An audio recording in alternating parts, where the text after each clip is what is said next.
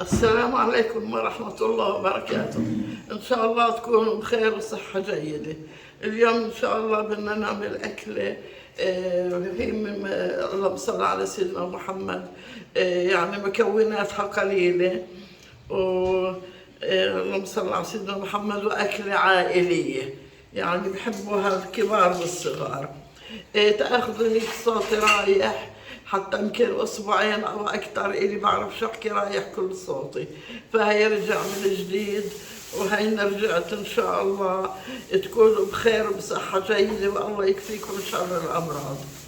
عندي هون لحمه راس العجل او البقر، نقعتها من الليل بماء بارد فنزلت كل الدم اللي فيها والمادة المخاطية، وغسلتها عدة مرات حتى نطفت على الآخر. شوفوا كيف لونها أبيض ومعصع. هنا عندي بدي أسلقها طبعا لحمة الراس.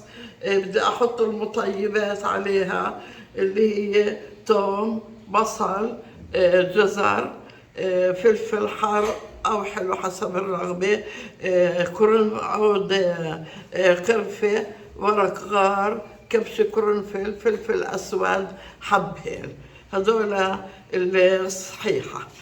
وبالنسبة للمنكهات البهارات عندي 7 بهارات، عندي فلفل أسود، عندي كمون، ملح. وعلى الشوربة بدي أطبخ لبن، وطبعا مع اللبن بيكون رز مع حمص، واللحمة طبعا بتكون بنحطها على الوجه فوق الرز. وإن شاء الله إني بجهز الطبخة وبس أسلق اللحمة بحطها بالمي، بحط عليها مي مغلية وبتخلص من الزفرة اللي بتطلع، بضلني على طول الزفرة عبين ما تصير المي صافية، وبضيف المطيبات والمنكهات وبخليها ساعة أو أكثر شوي، طبعا مع المراقبة حتى تستوي على نار متوسطة. أول شيء على نار مرتفعة، بعدين على نار متوسطة، وإن شاء الله بس تستوي بنرجع نكمل. بسم الله الرحمن الرحيم. لكم هاي بدي أشيل الزفرة. بسم الله الرحمن الرحيم. زي ما انتم شايفين هون مش كتيرة، لأنه اللحمة نظيفة انغسلت منيح، ولأنها منقوعة بمي من قبل بليلة، فهي مية الدم وكله هاي السوائل المخاطية كلها راحت في مية النقع، وغسلتها منيح ونظفتها، فهي الزفرة مش كتيرة، تطلع المي صافي الشوربة.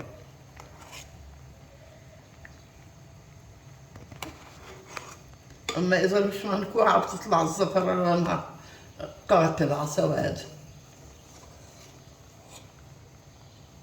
المطيبات والمنكهات غسلتهم وبدي أضيفهم للحمة، وطبعا بخليها على نار مرتفعة عالية ربع ساعة، وبعدين بوطي النار للوسط، ومع المراقبة طبعا بدها ساعة أو ساعة ونص قبل ما تستوي.